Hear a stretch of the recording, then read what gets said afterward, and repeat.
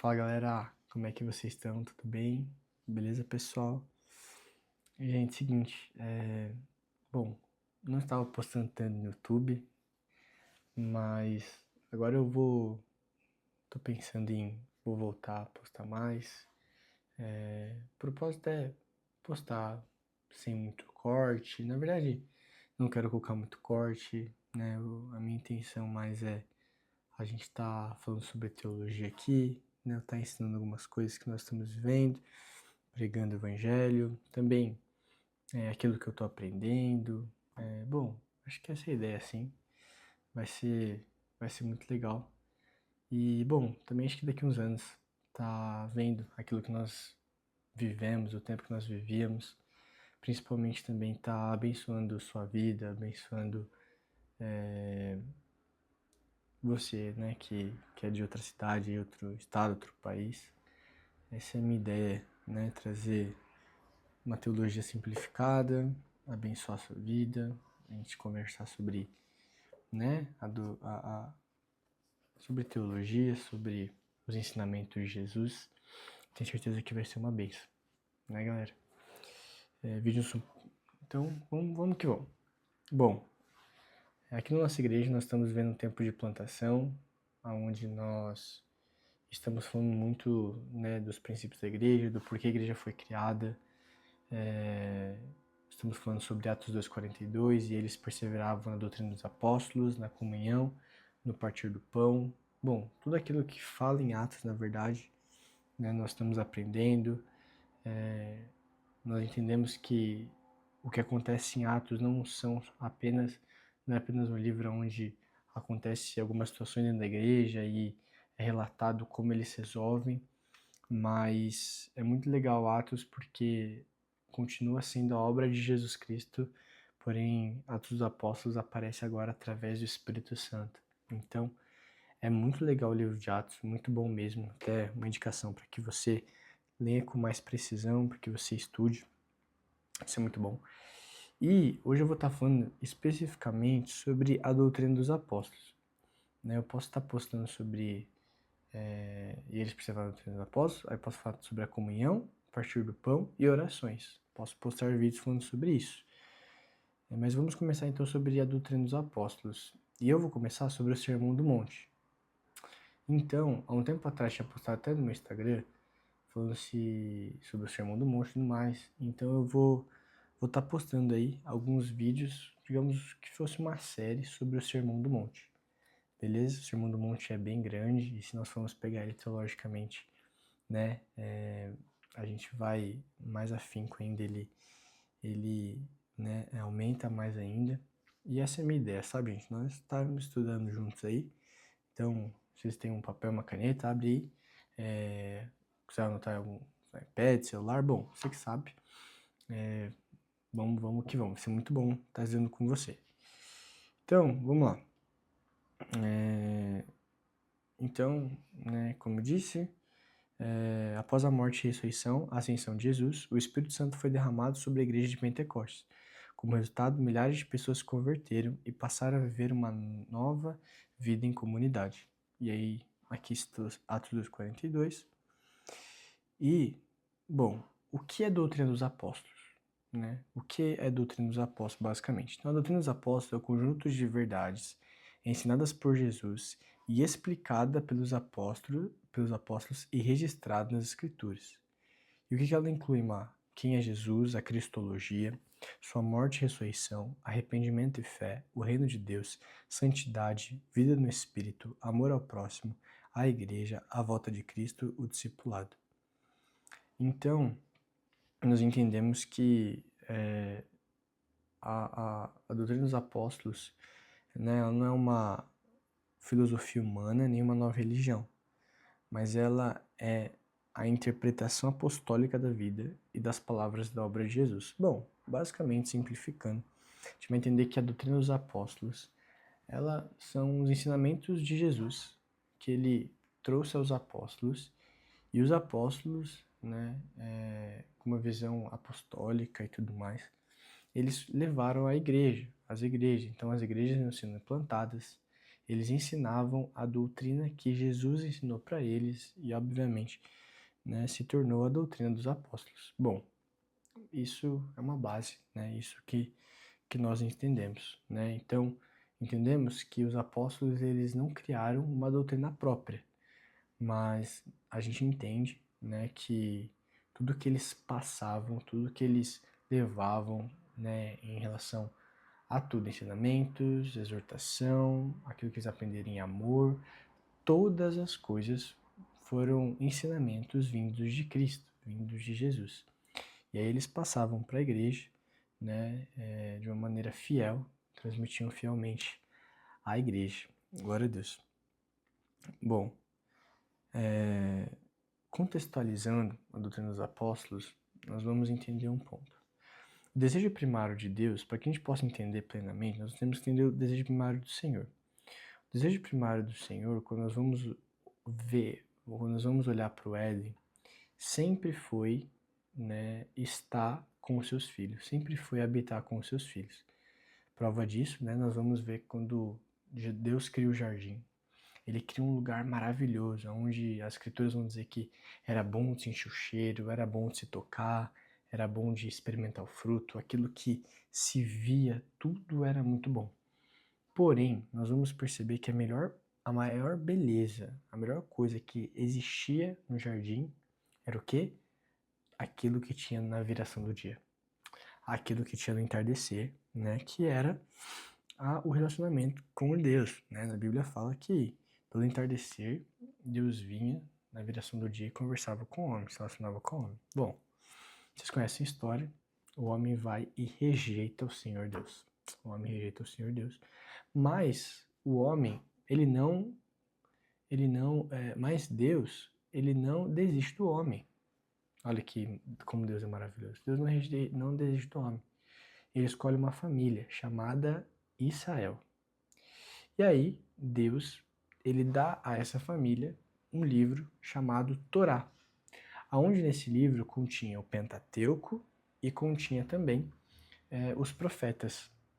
E ali, esse livro, ele era basicamente, né, um livro onde ele ensinava ao povo como voltar à presença de Deus e estar em totalidade em tua terra novamente.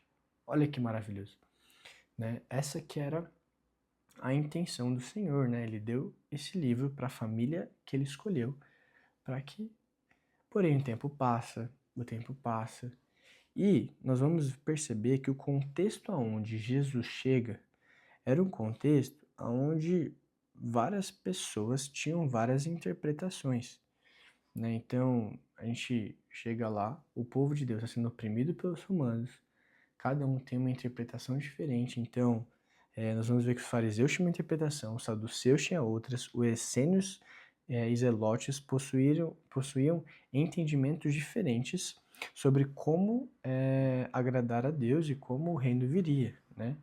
Interpretações diferentes sobre a palavra de Deus e como o reino viria e tudo mais, né? E não só isso estava acontecendo, mas o povo de Deus estava sendo oprimido por Roma.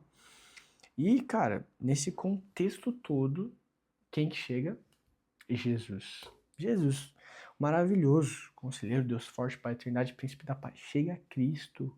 Cristo chega bem nesse contexto e ele vem, né, para revelar a intenção original da lei. Mateus 5, versículo 17 fala: não pensem que vinha abolir a lei e os profetas. Não vinha abolir, mas cumprir. A gente vai ver isso também mais para frente. Então, Jesus, ele não apenas veio simplificar a lei, mas ele veio aprofundar a lei, né? Jesus mostra que Deus sempre desejou transformação do coração e não apenas uma conformidade externa. E aí Jesus, ele traz muita profundidade, né? Jesus, ele vem ensinar que o problema nunca foi apenas o assassinato, mas o ódio. O problema nunca foi apenas o adultério, mas a cobiça. O problema nunca foi apenas a aparência religiosa, mas a condição no qual está o nosso coração. E o Sermão do Monte é justamente essa revelação de Deus e da verdadeira intenção da lei. Então, olha só que engraçado, cara. Então, Jesus chega nesse contexto e aí ele começa a juntar algumas pessoas rejeitadas, órfãos, viúvas, pessoas que eram rejeitadas, né, naquele contexto e tudo mais. E Jesus, ele começa a juntar esse povo e falar que o reino dos céus pertenciam a pessoas como elas. Aí que se inicia as bem-aventuranças. Bom, antes de nós entrarmos nas bem-aventuranças, nós vamos ver que o Sermão do Monte é separado em 3 partes. Mas quando nós vamos entrar mais afinco, nós vamos desdobrar essas 3 partes mais ainda, entendeu? Então, quais seriam as 3 partes? A primeira que nós vamos ver o caráter dos cidadãos do reino, que são as bem-aventuranças. 2, a justiça superior do reino. E a terceira é a vida prática do reino de Deus, tá bom? Então, a porta de entrada, né, do Sermão do Monte é as bem-aventuranças, né? Então, Jesus apresenta o reino, como eu tinha falado, completamente diferente do reino desse mundo. No reino dos humanos, os exaltados são os fortes, os ricos, os influentes, os poderosos, né? Na nossa cultura, no que nós vivemos hoje, né? Esses são as pessoas boas aos olhos do mundo, né? Quanto mais... tem até uma frase que é engraçada, que minha sogra falou, ela falou assim, que antigamente, né, que uma pessoa falou a ela, né, que antigamente era muito sobre a palavra, né? Então, por exemplo, eu confiava muito em você de acordo com a palavra, então, tô dando minha palavra para você, né, e tudo mais. Bom, até hoje tem que ser assim, até hoje deveria ser desse jeito, né? Bom, passou um tempo, e aquilo que fazia com que a pessoa tivesse, digamos assim, palavra, confiança, era o quê? O quanto a pessoa tinha, né? Então, quanto a pessoa tinha, é uma pessoa que, bom, me dá segurança, né? Me dá tudo mais, né? Hoje, nós vemos numa época, numa era, onde não importa apenas o que a pessoa tem, mas o quanto a pessoa parece ter. Olha só. Então, se a pessoa parece ter, né, muito bem, automaticamente, né, essa pessoa ela é digna de confiança. E isso é ruim, né? Isso é ruim porque o reino dos céus ele é totalmente ao contrário disso, né? Então, o reino do céu fala que os exaltados são todos aqueles que dependem de Deus. Então, os exaltados são todos aqueles que dependem de Deus, independente da sua condição financeira, né? E aí Jesus começa assim: bem-aventurados os pobres de espírito, porque deles é o reino dos céus. Isso é Mateus 5, tá bom, galera? Bem-aventurados os pobres de espírito, porque deles é o reino dos céus. Então, nós entendemos que pobre de espírito não significa alguém sem valor. Significa alguém que reconhece totalmente a sua dependência em Deus. É a pessoa que não possui recursos espirituais próprios para se justificar diante do Senhor. O reino pertence aos que reconhecem sua necessidade de Deus. Então entendemos que a porta do reino de Deus, a porta do reino dos céus, não é o orgulho, mas é a humildade. Tem uma coisa que o Thiago Baeta, que um homem que me discipula, ele fala que é muito forte, que é verdade. Ele fala assim que o coração do pecado é o orgulho. E o coração de Jesus, do Cordeiro de Deus, que tira o pecado do mundo, é a humildade. Bom, o que eu quero dizer a você é que o coração de Satanás, de Lúcifer, é o orgulho. Então, se você for parar para perceber, todas as vezes que você pecar, que você xingar, que você desobedecer, todas as vezes que você fizer isso, você sempre vai ver que vai ter orgulho nisso. Sempre vai ter orgulho. Mas todas as ações boas que você for fazer, quando você falar de Jesus para outras pessoas, quando você for caridoso, quando você tiver compaixão, todas as vezes que você fizer isso, vai ter o quê? Humildade. Olha só. Então, logo entendemos que o reino dos céus, né, bem-aventurados os pobres de espírito, porque deles é o reino dos céus, quer dizer que bem-aventurados as pessoas que são humildes, bem-aventurados aqueles que Não, são pessoas orgulhosas, egocentristas, né? Mas pessoas que são humildes, pessoas que são dependentes de Cristo. Então, bem-aventurados são esses. Por quê? Porque deles é o reino dos céus. Gente, é bom contextualizar também que quando nós estamos falando sobre as bem-aventuranças, Jesus não está falando sobre... a intenção aqui não é falar sobre, digamos, eu tive uma desilusão, que já é o próximo a bem-aventurança. Eu tive uma desilusão no meu relacionamento. E eu choro, choro, choro, choro. E aí eu serei consolado. Não só nessa questão. Obviamente, tem, né, tem refúgio, tem acalento, tem abraço para esses, né? Mas aqui Jesus está falando com aqueles que choram, porque a realidade desse mundo atual não é a realidade, né, do desejo primário do Senhor, que toda a terra seja cheia da glória de Deus. Então, basicamente, são aqueles que veem uma justiça acontecendo no mundo afora, uma coisa horrível acontecendo, aqueles que choram, aqueles que sentem um santo desespero interno, aqueles que sentem de verdade e falam, meu Deus, eu não acredito, que veem injustiças sociais e falam, meu Deus, eu não acredito, e pessoas que choram, sabe? Que veem pessoas sendo tratadas mal e que se compadecem de todo o coração, sabe? Não só pessoas que falam, se compadecem, falam, Deus te abençoe. Não, mas pessoas que de fato elas vão lá e ajudam com recursos, ajudam dando sua roupa, seu moletom, ajudam, digamos, dando algo que precisa, um alimento, sabe? Algo nesse sentido. Não só, tipo, exteriormente, tipo, que Deus te ajude, não. Mas no sentido de, tipo, de fato, ajudar essa pessoa com aquilo que ela precisa, sabe, gente? Então, é basicamente isso, né? Então, bem-aventurados que choram, porque serão consolados. Então, Jesus está falando com aquelas pessoas que são rejeitadas, como a gente falou, né? Aquelas pessoas ali que são rejeitadas. Então, ele está falando sobre aquelas pessoas que conhecem a dor do pecado, da injustiça e do sofrimento. São pessoas que conhecem de fato, né, as dores e tudo mais. São pessoas que enxergam a realidade quebrada deste mundo e anseiam pela restauração de Deus. Lembra que a gente falou?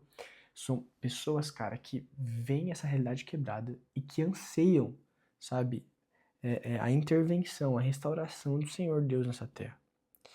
Então, o reino de Deus promete que a dor não terá a palavra final. Nós seremos consolados.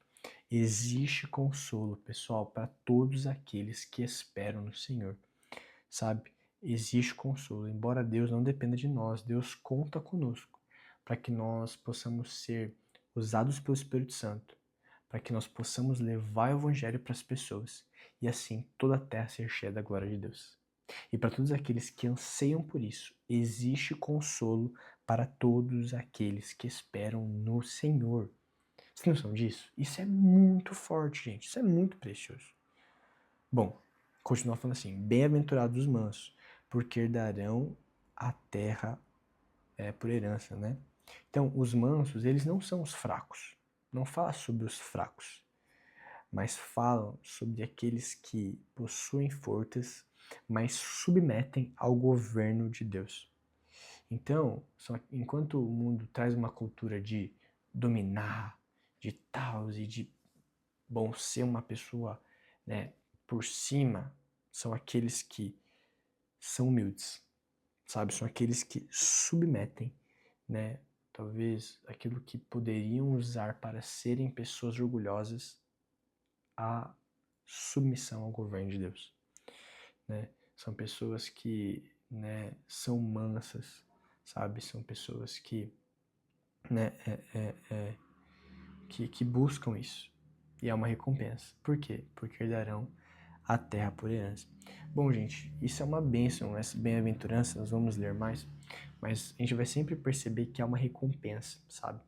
Então, todos aqueles que permanecem, né, buscando isso verdadeiramente, você vai ver que sempre vai ter uma recompensa. Como Deus é bom, né?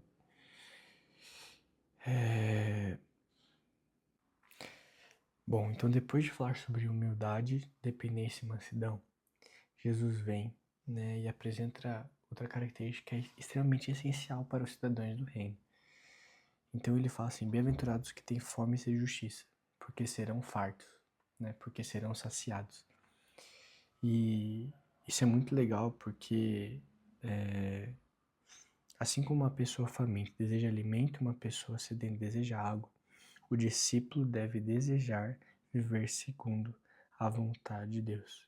Então, são pessoas que, por exemplo, digamos que você vê duas pessoas brigando no trânsito. E aí você é uma pessoa que tem fome e sede de justiça. E você é uma pessoa que chega até elas e fala assim: gente, vocês não podem fazer isso. Porque isso não faz parte da cultura do reino de Deus. Não, isso não faz parte, sabe? Isso não faz com que o reino de Deus venha à terra, sabe? É de fato você com todo o coração e com esse entendimento que você é participante disso.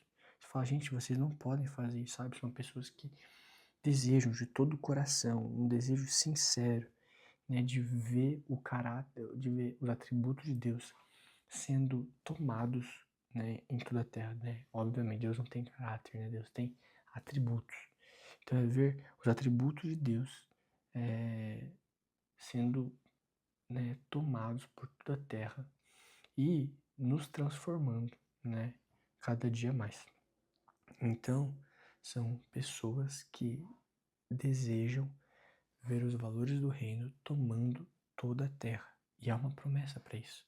Porque todos aqueles que desejam isso serão que? Saciados, serão fartos. Então, Deus satisfaz aqueles que o buscam sinceramente. Olha que precioso. Deus satisfaz todos aqueles que o buscam sinceramente. Bom, depois diz: bem-aventurados os misericordiosos, porque alcançarão misericórdia. O reino de Deus é fundamentado na misericórdia. Os misericordiosos são os que tratam os outros da mesma forma que Deus os tratou. Bom, todos aqueles que receberam a graça de graça também entregam, sabe? Jesus ele acreditava que o maior presente, acredita, né, que o maior presente que Deus Pai deu a nós foi o amor.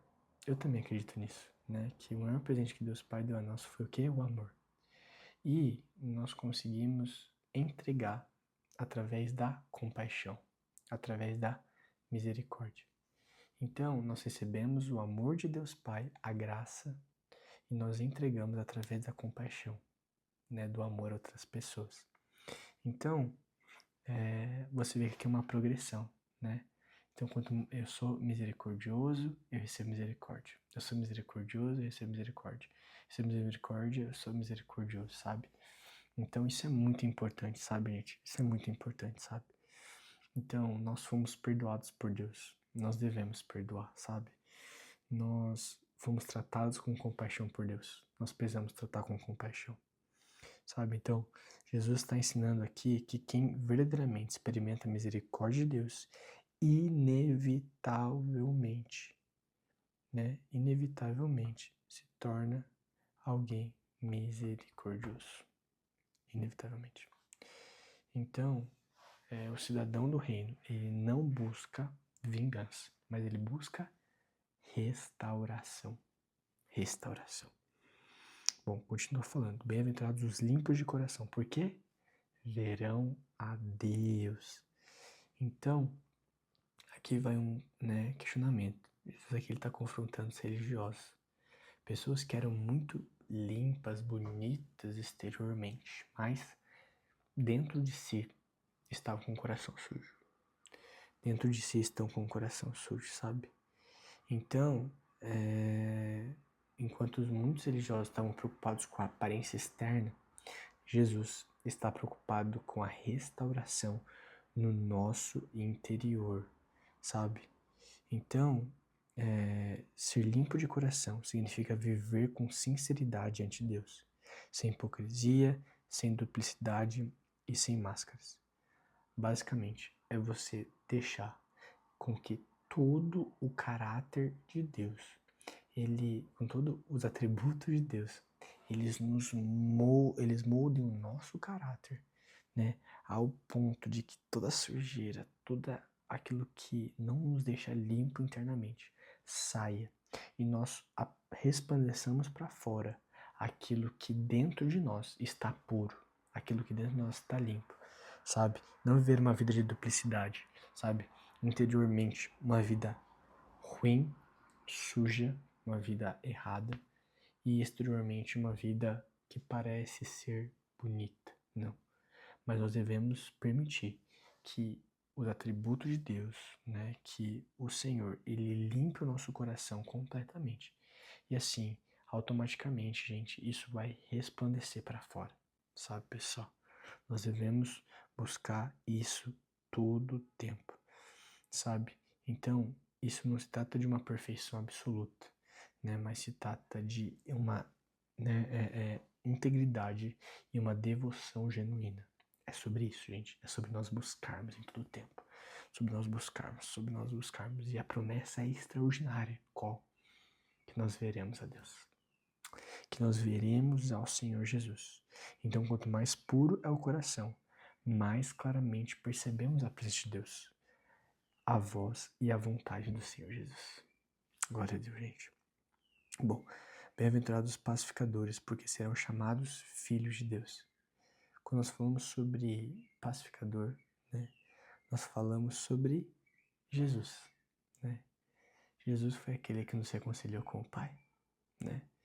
Nós estávamos afastados do Pai, mas Jesus foi aquele que nos reconciliou com o Pai. Então, quando nós falamos sobre pacificadores, são aqueles que buscam a reconciliação, são aqueles que não desejam que pessoas fiquem, né, brigando umas com as outras, mas são pessoas que evitam conflitos, sabe? Esses são os pacificadores e foi, né, são aqueles que trabalham para promover reconciliação, são aqueles que trabalham para promover a paz, né? Foi isso que Jesus fez, né? Ele trabalhou, né? Ele se entregou por nós, sabe? Ele morreu na cruz por nós, né? Para promover a reconciliação, para honra e glória do Senhor Jesus, né? Foi o Deus que foi Jesus da cruz do Calvário. Ele clamou: Deus meu, para que hoje nós pudéssemos clamar: meu Deus, meu Deus. Gente, muito forte isso, né? Então, em um mundo marcado por divisões, guerras, ofensas e disputas, os filhos de Deus são chamados para manifestar a paz do reino de Deus. Já estamos acabando.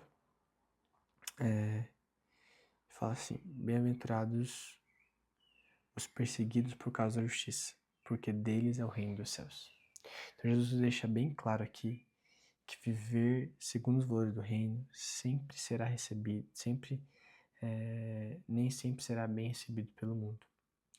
Então, eu mesmo, quando eu comecei a caminhar com Jesus, né, eu deixei muitos amigos, sabe, amigos que eu cresci, né, eu, sabe, abandonei lugares, né, e para viver a busca do reino de Deus. E automaticamente as pessoas fora, talvez elas achem, o crente, não sei o que, sabe? E, bom, isso pode causar, né, até uma perseguição. Isso pode causar isso.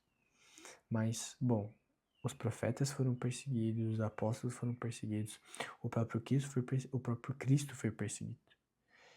E então a perseguição, ela não significa um sinal de erro, mas que nós estamos no caminho correto, sabe? Nós entendemos que a perseguição, ela é um sinal, né, de uma consequência de uma fidelidade que nós temos com o Senhor. Os meus irmãos, né, que estão na Nigéria, né, nossa, é muito, muito triste mesmo.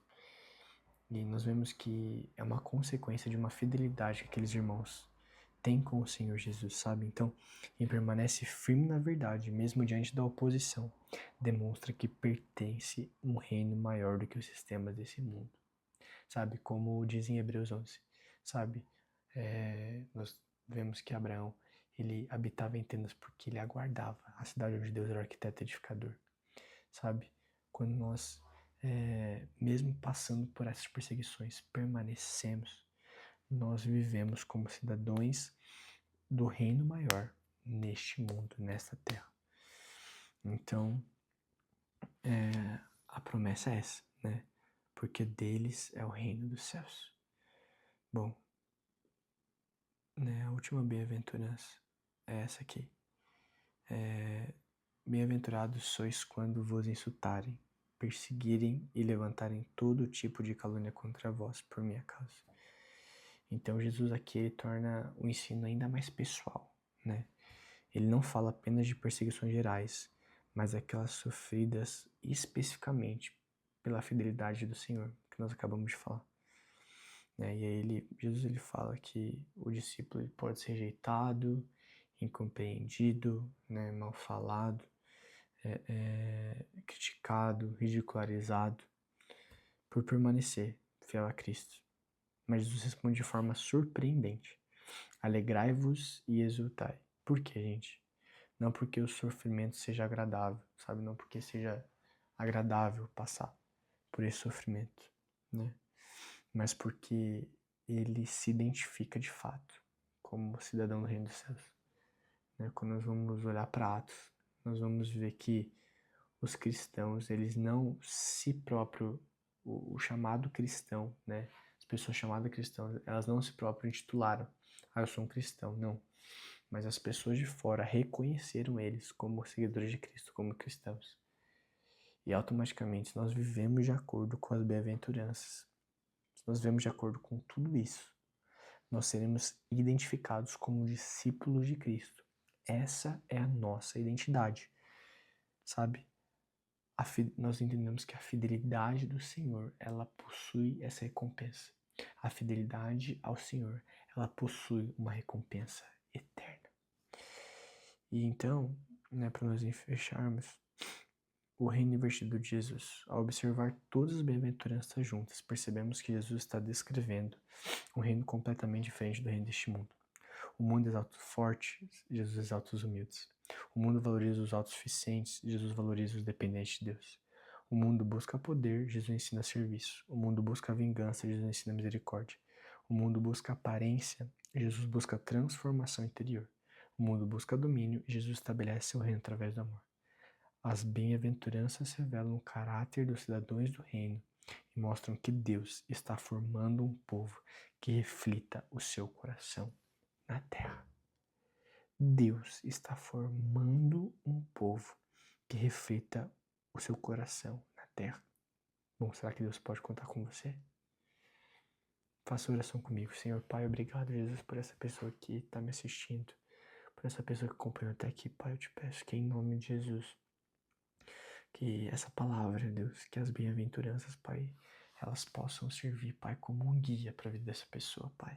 Que o Senhor encontre, Deus, aonde ela estiver, Deus, no local onde ela estiver, Pai, em nome de Jesus, esse momento que o Senhor a encha com a sua presença agora, que ela sinta agora a tua presença, batiza ela com o teu Espírito Santo agora, Senhor, com os teus dons do Espírito Santo agora, Deus, em nome de Jesus, declaro dons de línguas, Pai, declaro, Pai, dons de palavras de conhecimento, declaro dons de fé, Jesus, declaro que essa pessoa seja cheia do teu Espírito Santo. Obrigado por essa pessoa, Pai, que ela possa viver como um cidadão do reino dos céus nessa terra, Jesus. Que ela não negocie, mas que ela permaneça. Que nós possamos ser assim, Pai. Eu te peço, te agradeço, Senhor Jesus. Te amamos em nome de Jesus. Amém. Que Deus te abençoe. Até mais.